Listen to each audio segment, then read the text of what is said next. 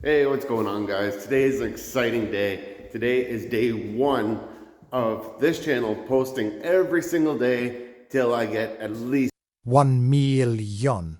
subscribers and, well, let's say enough money to build that truck behind me. But first things first, what are we going to do today? Check this truck out here. This is mine. I bought it a couple months ago. It's a 1996 GMC Yukon.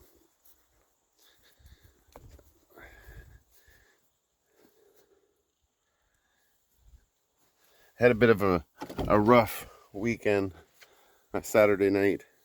We took it in the woods.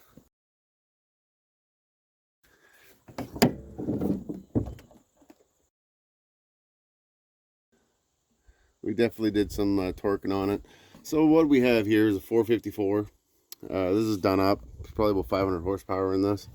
I got this thing for an absolute amazing price. So that's the reason I had to get it. And there's zero rust on it anywhere. As you can see, we got some water in it. I just pressure washed everything, the seats, everything. I'm gonna wipe everything out later. That's the interior.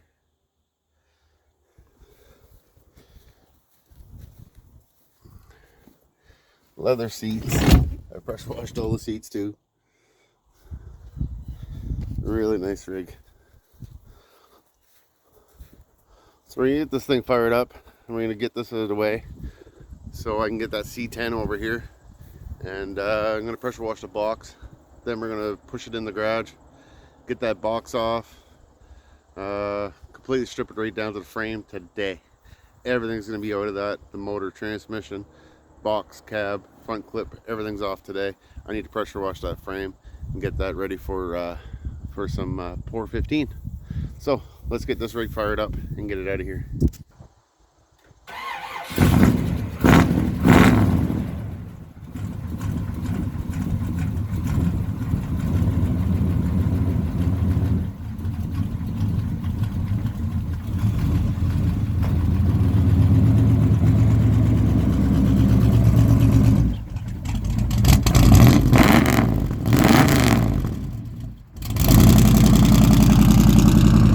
Alright, so you might want to know a little bit more about this, a little bit of backstory about it.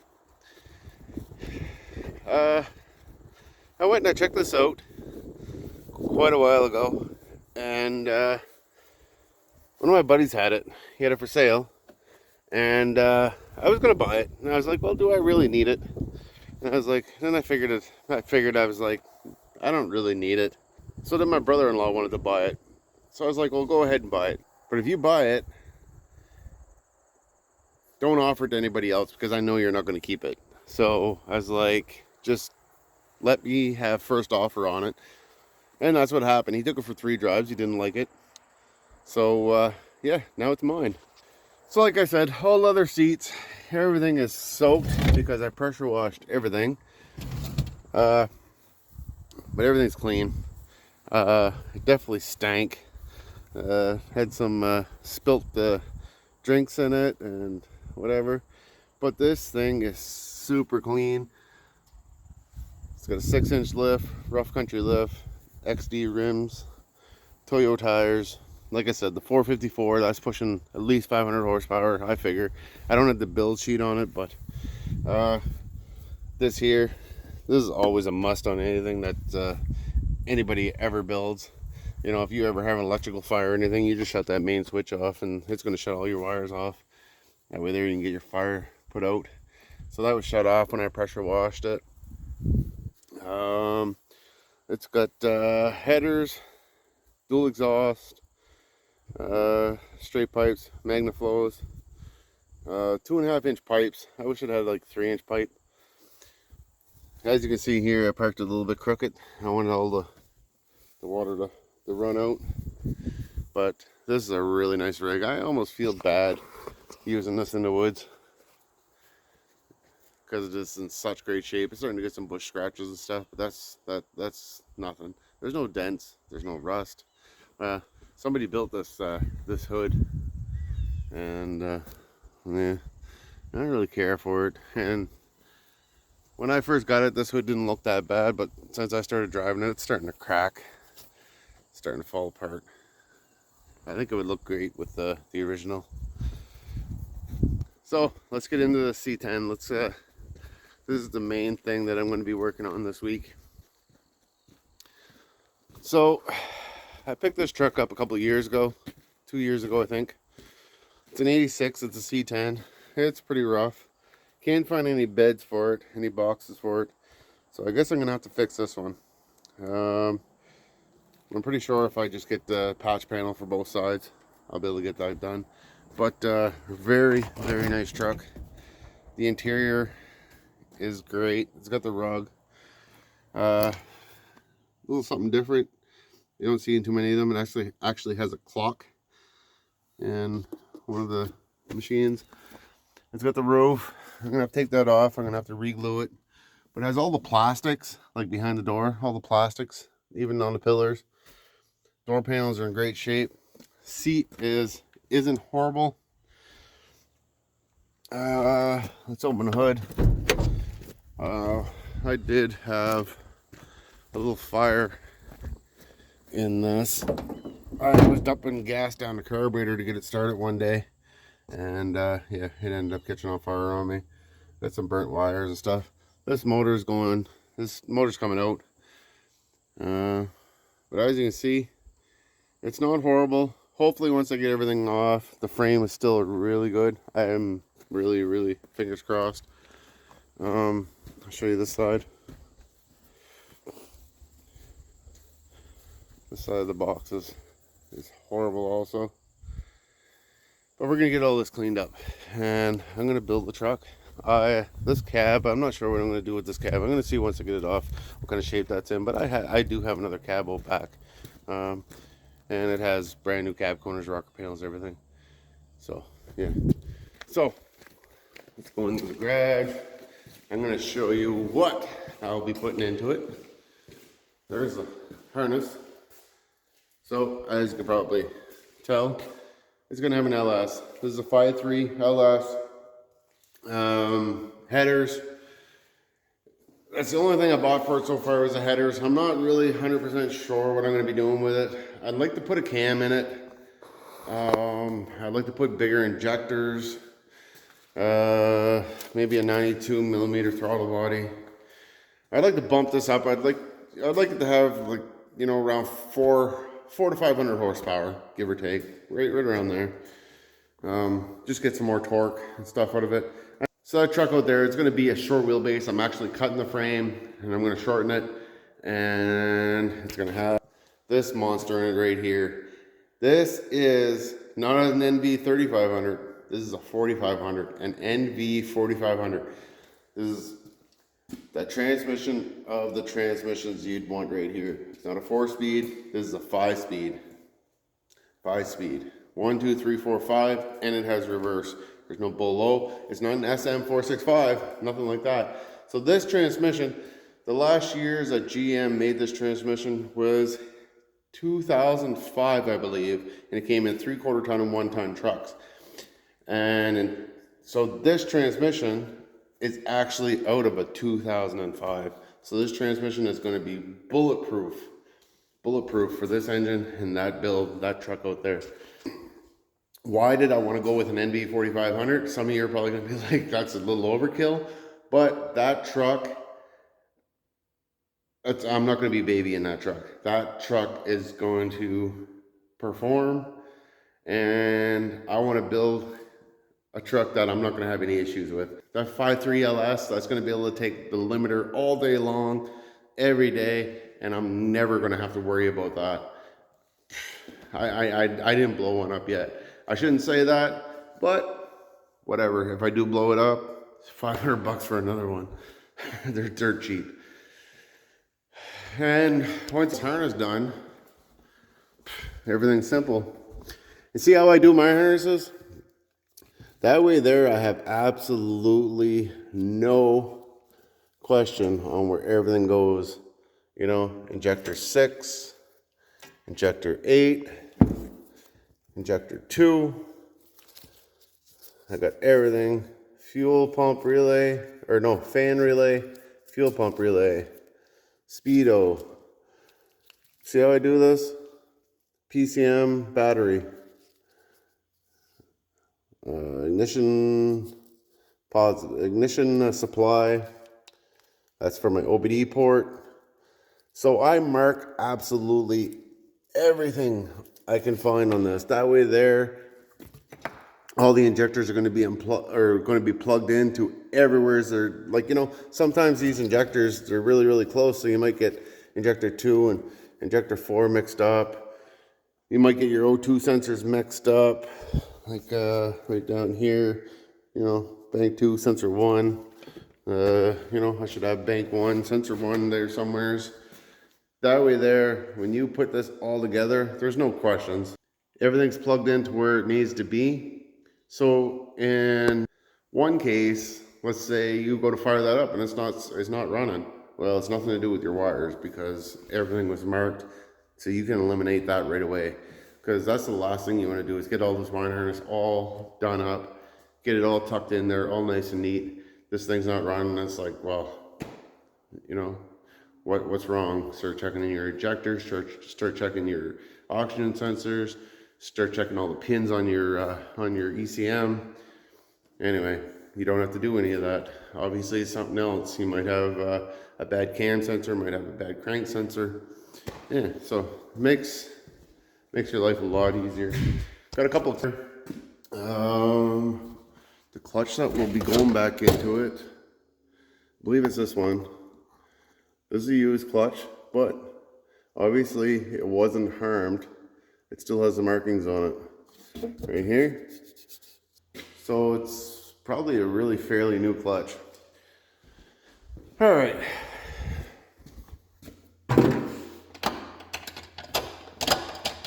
Yeah, nice head shifts. Those old SM465s I used in those old square bodies, and you want to start giving a shit down the road, and you're right on the floor, and you're not in bull low, you're first, and you go to hammer that in second, and it's always a delay, puck, and then it goes in.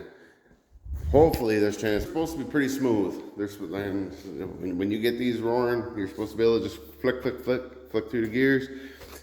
Hopefully there's no delay like those SM465s, because that thing was annoying. You even get it in the woods and you want to keep your RPMs up. Like I had an old 6.2 diesel behind one of those SM465s. It was one bull low, 1, 2, 3. And you're in a mud hole and you want to keep your revs up where they need to be to get out of that mud hole. And by the time you get that, let's say from bull low to first or first to second, your wheels are almost done spinning by the time you get it in the next gear. And well, maybe mine were done, but that's the problem I have with them. So enough rambling on. Let's get this truck hooked up to the bike. We're gonna get this pulled over. We're going to wash this bed out before I pull it off. I probably don't really need to, but I'm gonna wash it all out. Well, we have it in the garage. It's not too straight. I needed it to be closer to those chain blocks right there. But anyways, we're gonna make it work. Right now, I had to push this in with my plow truck actually. And I did screw up that fender. Thank God I didn't break my grill, because it's the only one I have. But anyway, it's in here. Like I said, this here, well, I guess it's pretty centered. It's not too bad. So what I have here is gonna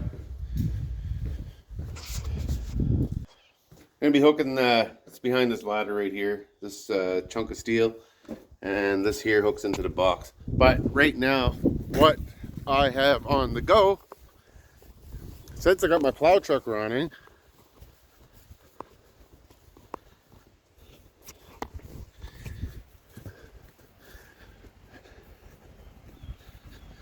I'm gonna clean up some of this mess here.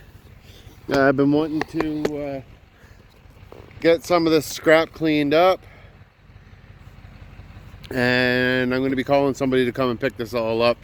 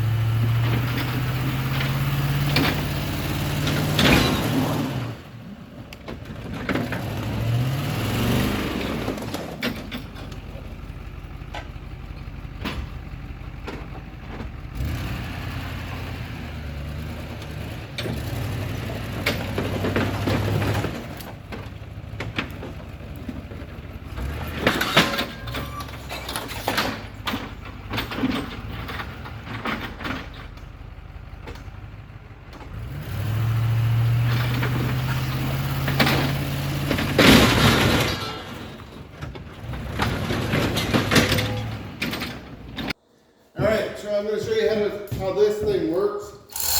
It's really simple.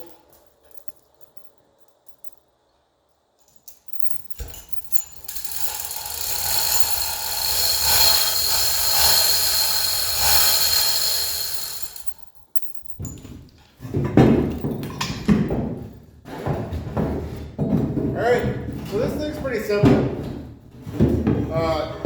Each end right here slides in and out, back and forth, so you can adjust it to whatever width your box is. This one here already has the slots, and right here to go on this, like on these pockets right here. I'm not sure if it's going to lift this box right where it needs to be. I didn't build this one. Somebody gave me this. I've used it a couple times so far on my 2008 shed, and worked very well. I don't have pockets like this, so I could actually adjust it, towards the front of the truck or the rear of the truck to try to get my my box more level. Because you're going to see in a minute here when I go to lift this up, it's either going to fall back or fall forward. And another good tip too with this is try to get these here even on both sides. You can tighten these bolts up if you want, but it's not going to harm anything. It's not going to move if you don't have it perfect. What you can do, you can always take measuring tape and kind of measure. So I got 8 inches on that side. Less than 8 over here. Go back a little.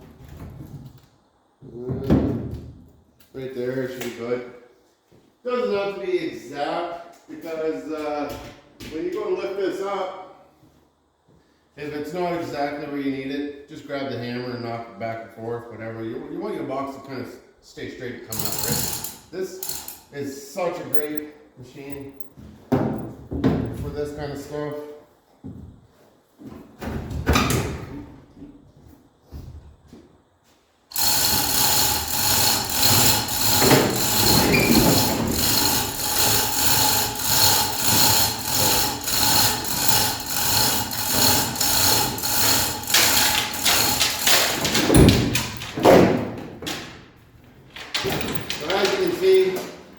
Where those pockets are wasn't where it needs to be. It's sitting too high up this way, so this should have been further forward. But if I would have moved it forward, then I wouldn't have been able to catch. I would have had to bring it way over here, and it would have been the opposite, right? So anyway, I'll work with this. These boxes, they're not heavy. They're not hard to. But right now, I don't really care about that cab, so I'm not worried about scratching it or anything. The cab's done. So I'm just going to lift this up high enough that I can leave this floating in the air. I'm going to pull this truck out of here, put this box on the trailer, and I'll bring the truck back in and start on the cab. So as you can see, the box is definitely not level, but we're going to pull that out. Everything's going to be fine. It's going to work out. Man, oh man, dealing with this old stuff. Dealing with this old stuff's really, really annoying. Man, look at the work. That's just from the impact. That's just from the box and taking the 2 gas tanks off both sides. I'm still waiting to get this truck hauled out here. I need somebody to steer this for when I pull it out. But man, the stuff's hard on the eyes. But it's coming. Got the 2 gas tanks off. Going to be taking the cab bolts out now and the rad support bolts. Then I'll have to take out a couple of bolts in here in the door for the fenders. There's a couple in here, I think up here somewhere too. And that way there I can completely remove the front clip. Take that right off. I'm just going to take it off in one section with the fenders, everything. Then the cab, when I bring that back in, just unhook the wires off the firewall, lift that cab off, and yeah, this frame's going to be sitting here with just a frame. Couple motor mount bolts and transmission bolts, stuff like that, and lift that out, get that thrown in the scrap pile. Good motor. Transmission's done. Anyway, I wanted to see how tough a 350 turbo was, and really didn't really perform that well. Yeah, we cooked that really quick, but the motor still runs like a champ. The only thing, the rear seal's leaking really bad, so it uses the oil just as fast as you dump it in, pretty much. But engine runs perfect. Put a rear main seal in that motor's going to be golden. Who knows, maybe I'll put it for sale, a couple $100, because I do need a gas tank. My 2 gas tanks are garbage. They're both leaking. They're done. So I'm gonna need gas tank, probably filler pipes, some rubber to connect it all together. So yeah. Look at this fender. Why would somebody do that to that fender? Isn't that strange? I wonder what they had there. They must have had an antenna or something coming out of there. Maybe like maybe a big for CB or something they bolted on there or something. It doesn't make sense to me. The fender is absolutely in amazing shape. So anyway, I'm gonna be saving this fender, and I'm gonna take that all off and actually fix it right. I don't know why anybody would put a piece of cloth over that, weld on a piece and put some body fill and do it right. So cab mounts, let's go. So just like every other day, things came up. I didn't get to finish what I wanted to do. The box is still hanging there, but we got the box off, we got the tanks off, we got all the cab mount bolts out. The wiring harness is unbolted from the firewall. The grill is out. This is probably another hour and this will be good to go. I'll have everything unbolted. I'll have the hood off, the fenders off. I didn't want to take that hood off by myself either. I had other stuff that came up I had to do. I didn't have anybody show up to steer this thing outside for me. I don't want to take this hood off by myself. Last time I did that, I broke the windshield. This is a good windshield. I don't want to break it. So tomorrow's another day. Tomorrow's will be the day that this will be stripped and the frame will get cleaned. The motor will be out tomorrow. The transmission will be out tomorrow. This is going to be a quick build. Give me 3 to 4 weeks on this. Guaranteed it's going to be running. The frame's going to be painted.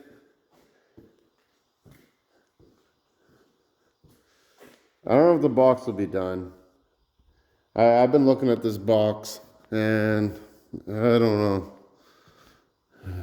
I got quite a bit going on this box.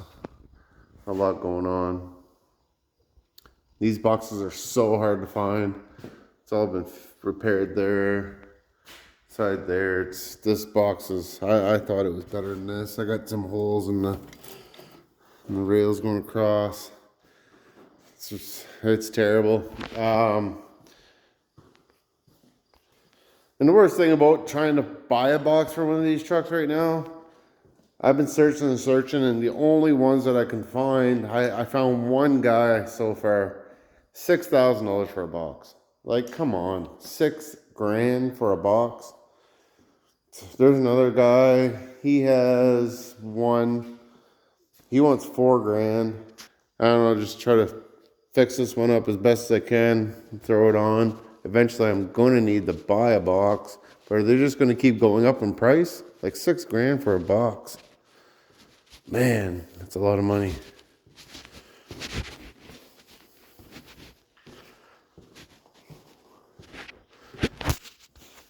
Well, that's it for today. I'm going to go get cleaned up, have something to eat. I'm starving. Tomorrow's another day.